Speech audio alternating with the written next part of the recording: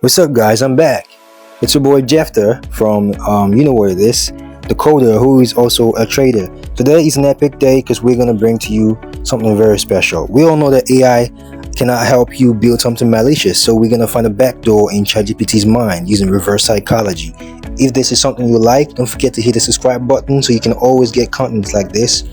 And smashing the like button as well will help people and folks around just get notified and see the video as well. Just push the video, help us get some more content around it, and that'll be well appreciated. Yeah, so I'm not gonna do a lot of talking as it's a very self-explanatory video, and I'm sorry if I'm talking too fast. I'm really gonna try to work on this one.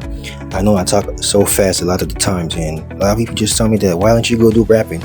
Yeah, just watch and listen to the music, relax your mind, and see how we're gonna find a hawk in ChatGPT's mind. Alright? Don't forget, guys, hit the smash. What the fuck is wrong? Forget, guys, smash the like button and hit the subscribe button as well. Y'all welcome to my channel.